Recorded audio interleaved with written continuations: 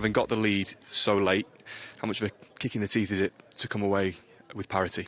Of course, we are really disappointed. We should have take the one goal advantage to the next game, but we have our the next game in our home, and we'll try to win that game. Both of the goals tonight, of course, coming from mistakes from Andre Onana. Given the week that he's had, how damaging is that for him? Important is to focus on the next game, on the next game for the league, and then think about the second leg against Lyon. When one player has a mistake, all the team has a mistake. So we continue like that. Obviously, mistakes from goalkeepers are more damaging just because of the position they play. Does he retain your faith? Do you maybe need to think about changing goalkeepers for Sunday and for next week? No, we continue to do the same thing. Training, seeing the games, trying to choose the best 11 to win every match.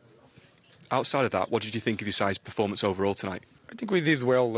In the first half, we had some difficulties, especially in the beginning, to press the opponent because they play in a different way. But then, especially in the second half, we adapt to control the game. We were near the box of Lyon. So I think we did well.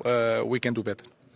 Going forward, it seemed like the chance creation was maybe better tonight. Patrick Dorgu got free down the left-hand side a lot. Are we starting to see those patterns of play, the understanding of the final third that you wanted to see from the team? Yeah, we are improving game by game, but we need to be more clinical. But again, it's 2 games. This is half-time. We have to think on the next one. So how do you become more clinical? Is it something you need to do? Is it something the players need to do? It's to put the ball in the net. That's all. So we are improving. Let's continue to think like that, to work. We have Premier League in Sunday against the top team, and then we have time to think about the second leg. So what can you take from tonight into that second leg? We are at the same level for the next game, so we have a game with our fans. So we are giving all we have to go to the next stage. Thank you, Ruben. Thank you very much. Late goal conceded like that. What's the mood among the players? Yeah, of course. I think this is the worst moment to concede a goal like that. I was winning 2-1. I think away was a good score, but we go with the draw and we'll try to win the game at home. Yeah. Is it more frustrating because it feels like up until that point in particular, as a team, you defended really well tonight? Yeah, we defended really well, but they're a good team, they're a good striker, so we need to be ready for everything. Unfortunately, we conceded the goal, and yeah. But among that, there was a nice moment for you with your first Manchester United goal. How much did you enjoy that? Yeah, of course. Didn't enjoy too much, no celebration, because it's normal, we want to win, so no time for celebration. And really happy to force my first goal. We don't have the win, but it's okay. Is that just instinct when you see the shot coming from Manuel Ugarte? It seemed like you reacted so quickly to nod it into the bottom corner. Yeah, honestly, it was really quick. I don't even think about anything. Just put my head, try to score, and the goal was there, so it's good. You say coming away from home, going back to Old Trafford level is a good result. What do you think you can take from the performance out there this evening into the second leg next week? I think to be together like that, defend really well. I think we did really well. Was compact. We tried to block every counter-attack, things like that. We need to keep it and to give everything in Old Trafford. When you put in a performance like that away from home, does that give you more confidence that you can make it through into the semi-finals?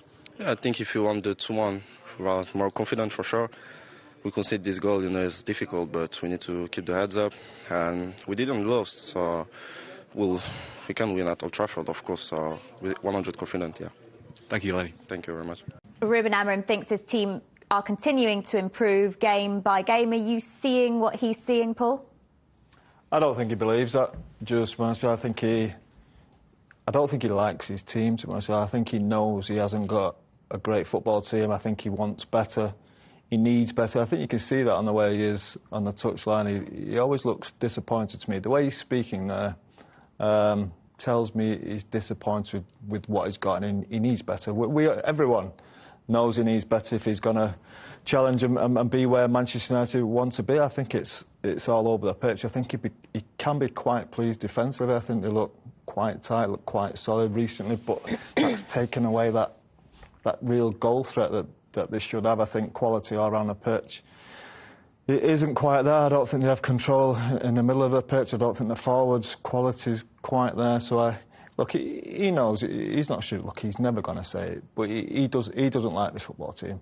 That's something I take away from that. Now, look, I might be wrong, I don't know, but the impression I get is this team is nowhere near the standard that he wants and he expects, and he'll be looking over the next, could take 2 or 3 years to get something a lot better, a lot more enjoyable to watch, a lot more attacking, a lot more quality in every area of the football pitch, and that's what he'll thrive for. Can Ruben Amorim solve that issue with the players he's got? I think it's going to be difficult.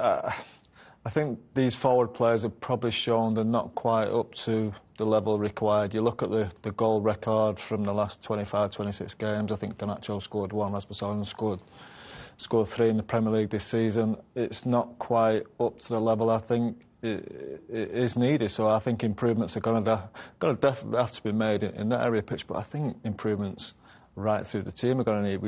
We've all watched the Champions League games Tuesday, Wednesday night, and you watch the level of that game tonight, and it's way below where you need to be.